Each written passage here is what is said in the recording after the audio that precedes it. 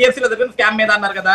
ఈ రోజే ఏ సెంటర్ లో కూర్చోబెట్టి ఆ లిస్టు చూపిస్తారో మాకు తెలియదు. లేకుంటే జగన్మోహన్ రెడ్డి గారు ఈ రోజు ఆ కార్యక్రమంలో పాల్గొనట్లేదు నాకు తెలియదు. కానీ జగన్మోహన్ రెడ్డి గారు పాల్గొనకపోతే ఈవెన్ ఆ పార్టీలో 11 మంది ఎమ్మెల్యేలు మిగతా 10 మంది ఎమ్మెల్యేలు ఏదో ఒక ఎమ్మెల్యే అయినా సరే వాళ్ళ నియోజకవర్గాల్లో కూడా డిఎస్సీకి అప్లై చేసిన వాళ్ళు ఉన్నారు, వాళ్ళ నియోజకవర్గాల్లో కూడా ఉద్యోగం సాధించిన వాళ్ళు ఉన్నారు, ఉద్యోగం రాని వాళ్ళు కూడా ఉన్నారు కదా.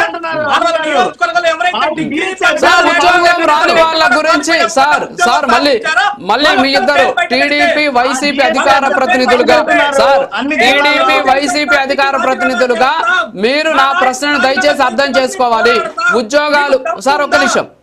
ఎస్ ఓకే, ఉద్యోగాలు రాని వాళ్ళతో నాకు అవసరం లేదు. నేను ఉద్యోగాలు వచ్చిన వాళ్ళలో వీళ్ళకి అనర్హులకి ఉద్యోగాలు ఇచ్చారు అంటే స్కామ్ ఎక్కడ జరుగుద్ది?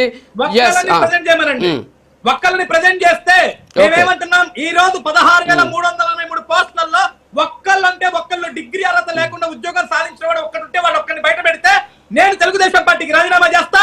నారా లోకేష్ గారు రాజీనామా చేసే వరకు, నారా లోకేష్ గారు తన మంత్రి పదవికి రాజీనామా చేసే వరకు నేను పోరాడుతా. జగన్మోహన్ రెడ్డి వెంట నడుస్తా. ఈ ఉద్యమంలో నేను 384 ప్రభుత్వ ఉద్యోగాలు మీరు ఏదైతే స్పోర్ట్స్ కోటాలో ఇచ్చారో దాని నియమ నిబంధనలు అర్హతలు తీసి పెడతాం, మీరే చూసుకోండి. ఇంకా దానికి మించి ఏం కావాలి చెప్పండి. మీరు అర్హతలు లేకుండా డిగ్రీలు లేకుండా ఇచ్చారన్నారు, దానికి మాత్రం ఆన్సర్ చేసేది. డిగ్రీలు లేకుండా ఇచ్చినటువంటి వాళ్ళు ఒక్కరిని పట్టుకురండి చాలు.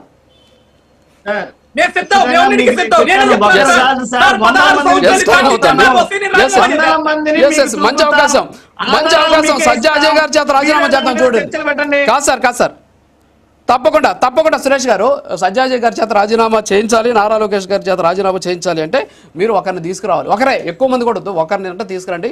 Ready to 100%. ఎస్ ఓకే, అక్కడ ఉన్నాయి కదా, పబ్లిక్ డొమైన్ ఉన్నాయి కదా, అన్ని కనిపిస్తున్నాయి. కొత్త వాళ్ళు వచ్చేది దానికి అదే ఆధారాలు అడుగుతున్నారు. ఇప్పుడు అక్రమాలు జరిగాయన్నారు, అనర్హులకు ఇచ్చామన్నారు. కాదు ఒక్క నిమిషం సురేష్ గారు, ఆ అక్రమాలు జరిగాయన్నారు, అనర్హులకు ఇచ్చారన్నారు, డిగ్రీ లేని వాళ్ళకి ఉద్యోగాలు ఇచ్చారన్నారు. ఇప్పుడు పరీక్షలు జరిగి 1 year అయిపోయి వాళ్ళ ఉద్యోగాల్లో కూడా చేరిపోయి 1 year అవుతుంది.